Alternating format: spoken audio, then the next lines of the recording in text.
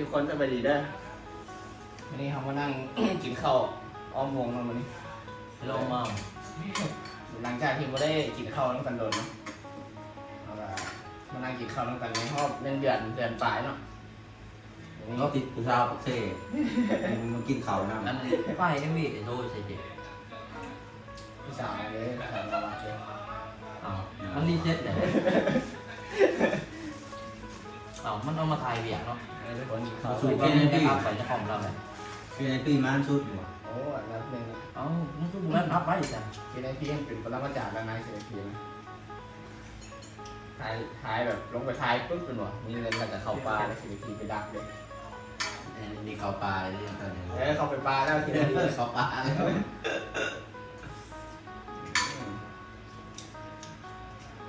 ยังยุคเดียวเหงาเหรอเหงาวะ เงา มึงเหงาดิเบิ่งนะ เงาเงาเงาแทง ยินข่าววันนั้นสอบมาเสี่ยวที่มึงเหงาแล้วมา เงาอยู่เดียวมันแบบปล่อยไปใส่ ไม่ได้หรอกใครยุคเดียวเนาะตอนเขาเมื่อเตะบานเนาะทางออกไปเนาะ ขาดเอาเพื่อนช่วงหน้าฝนนะ ฝนตกนั้นทางออกเงินอะไรเงี้ยเจ้าไทยเป็นคนมึงแบบสิบแล้วนะ ตื่นมากงองแงงออกกำลังกายหน่อยนึงยางไปลงกับแม่อุ่น โอ้เดี๋ยวนี้เราฟิตได้เลยเราจิตอัพทุกมือจริง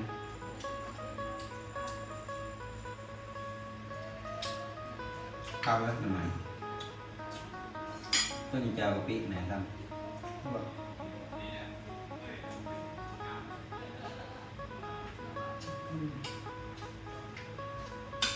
มันก็นอกเขาได้ยินเขาน้องแบบนั้น มือแกล้งมาใหม่ ยังไม่หรอ หาสองก่อนมือ ไม่ใช่ ขางเลื่อน ไม่ทำไมเลย แม่ให้ไปเก็บอยู่ขางเลื่อน ครับแล้วครับ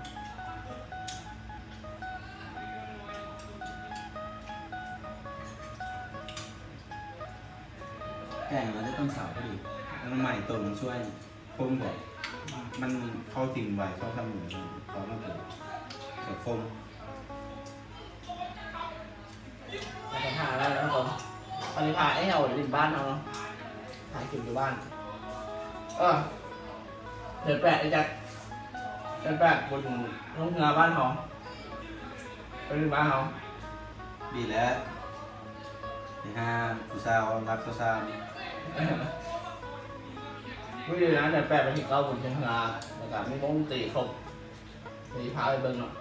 บางคนดูที่ดูแบบไม่กล้าคนแบบบุเคยเบิ้งอยู่ตรงเหนือทั้งกูบนเขาอะกูมีเนาะ มีคือกันแต่ว่าน่าจะแบบ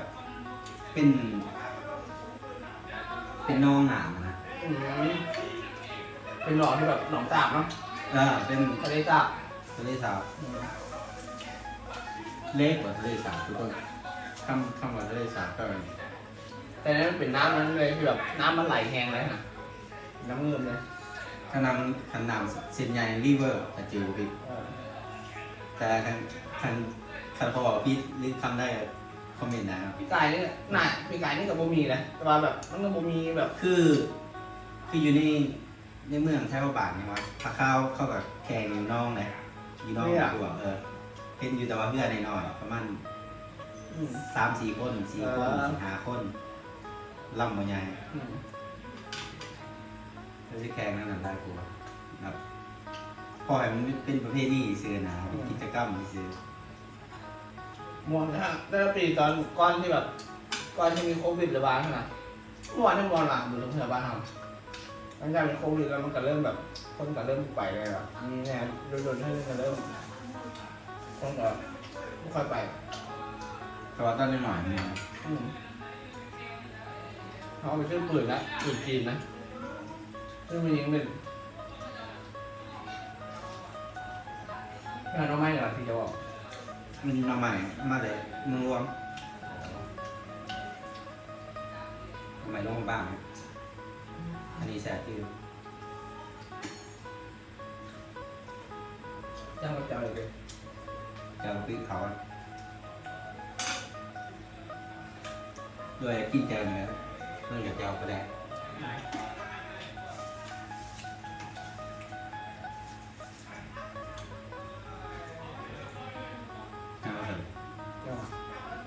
นี้หลายๆคนอาจจะเบิ่งบาทเนาะ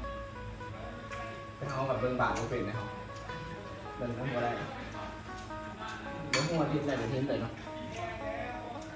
ประเทศมันหนังมันจัดเลย อเมริกาเป็นเจ้าภาพปีอเมริกาแคนาดาครับเม็กซิโกบ่แต่ว่าอเมริกาขอไปเชียร์อเมริกาเนาะเชียร์กันเป็นฟอร์มดี เพราะแบบประเทศที่แบบหลังๆเนาะหุ้นจัดเท่ากันตอนที่หุ้นจัดอยู่เนาะแต่สมัยผมก็ได้เมืองบาทที่นักเตะยังไม่รู้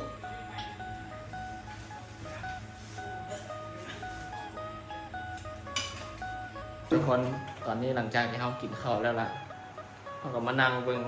ไอ้เหี้ยวกับไอ้โทนี่กำลังตึงอยู่เนาะว่าเห็ดไฟล์หาย ป้ายแล้ว คือกลุ่มบริฮูเลยอีกเป็นคนรับผิดชอบจน ป้าทุกคนอาจจะเห็นเนาะเบื้องหลังการถ่ายทำMVอยู่จำปาซักเนาะไทยมีเพลงใหม่ของมีของไอ้บิ๊กไอ้โสแล้วก็กูดเจมส์เนาะแต่ว่า ไฟล์หายก็เลยต้องได้มานั่งคุ้มตั้งแต่เว้นผู้ใดยังบ่ทันได้บ่เด้ยังไงเอานี่สิได้คิดว่าสิได้อยู่อ่ะ โมวันนี้ใจด้วยกันตอนนี้ บ่ได้ดิได้ถ่ายใหม่แท้เลยเนี่ย จนเปลี่ยนเลย เหี่ยวก็กำลังคุมกับ AI เนาะว่าไฟล์ผมหายแกกู้คืนยังไงเราอะ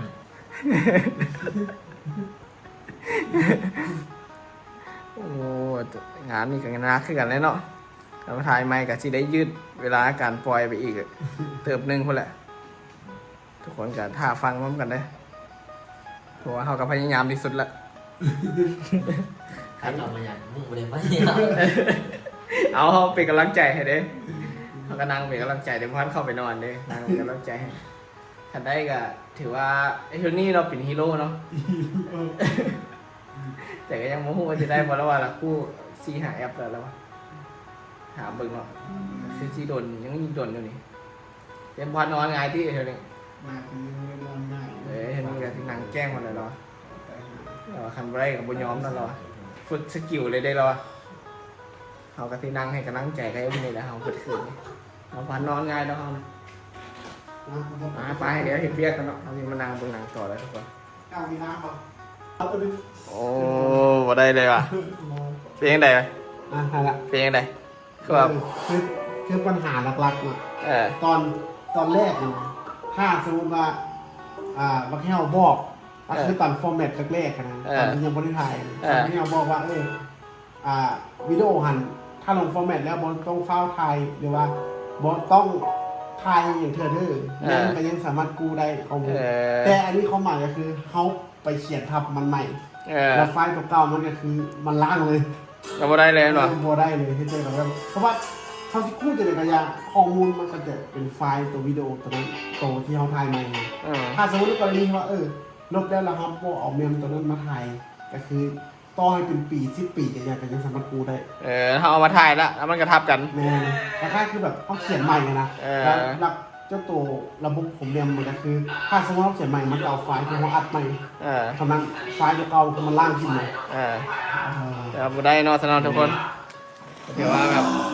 ไปถ่ายใหม่เนาะไปเนาะ เนี่ยจะถ่ายใหม่เด้อ จะได้ไอ้เหี้ยจะวางแผนถ่ายใหม่แล้วอ่ะ จุกใจก็ได้ตอนนี้ ไอ้โถพวกเราเดียวบ่ได้เลยนี่ อย่างนี้ตัวนี้แต่รูป แล้วนอนแสบครับ รูปมันได้แต่ว่าวิดีโอมันได้รูปมันกู้ง่าย ปวดขึ้นใช่ไหม พวกมันเป็นนะซีเดนบอกมันเป็นพวกแต่ว่าวิดีโอมันก็แบบ ซับซ้อนนะไฟซับซ้อน เอาถ่ายขนาดนี้ไม่พูดมีแต่ถ่ายเป็นรูปไปสิเด็ก นี่ ก็น่าจะได้วางแผนถ่ายใหม่ไปวันนี้แหละก็น่าจะยืดเวลาเอาไปเนาะหนักยืดซะนะ หนัก ไปถ่ายกับมีกับเบิดไหลเนาะงบประมาณถ่ายอยู่จำปาซักตัวนั้นนะแต่ว่าการที่ถ่ายใหม่กับที่แบบคุมให้มันโบเบิดไหลไปไหนเนาะ ถึงจะเด้ออันนี้แบบเตือนทุกคนเลยที่จริงอ่ะกล้องของอันนี้ใช้นะมันสามารถใช้ได้2 แมมแต่ว่ามือนะฮะก็คือลงเอาแมมไปแต่แมมเดียวก็เลยแบบว่าตอนแรกคิดว่าก็จึงโทรถามมาแค่ผมเลยว่าได้กรอบไปเลยวะถามเทือซีเทือไปเลยแล้วพี่เขาบอกว่ากรอบแล้วอันนี้กับบริเอใจเนาะ แต่ว่าก็ลืมเนาะความผิดพลาดเนาะว่าก็ลืมก็คิดว่าแบบกรอบแล้วนะแต่ว่าสุดท้ายกับบริกรอบแล้วไป อันนั้นไปล่างไปบ่ได้บ่ได้กูขึ้นบ่ได้ บอกคันล่างนะอันนี้เป็นไอ้ขอบอกเลยคันล่างเนาะ คันล่างเราบ่ทันได้ไปทายไหมเฮาไปกู้ได้อยู่ เนี่ย แต่ว่าเฮาล่างแล้วเฮาเอาไปทายต่อดิ เดี๋ยว แล้วมันก็แบบทับกันแล้วมันแบบมันกู้ขึ้นบ่ได้แล้วว่ามีเบี้ยเข้ามาอีกไหมนะ มีเบี้ยเข้ามาอีกก็จะได้เกี่ยมเขียนไม่แล้วก็ไปได้ไปทายไหมบ่ฮู้ว่าสิทายแท้บ่ได้เนาะทุกคน อ้าวอย่าไปคิดเป็นยังไงก็ถ้าเบิ่งน้ำกันเนาะแต่ว่ามันจังไหนมันก็กู้คืนบ่ได้หรอก ประเทศเรียนมา อันนี้เนาะเก็บด้วยเนาะทุกคนเขาก็จบคลิปเพียงนี้เนาะอย่าลืมกดไลค์ได้กดแชร์แล้วก็กดติดตามให้มันฮอดพันติดตามไปทุกคนไปก่อนบ๊ายบาย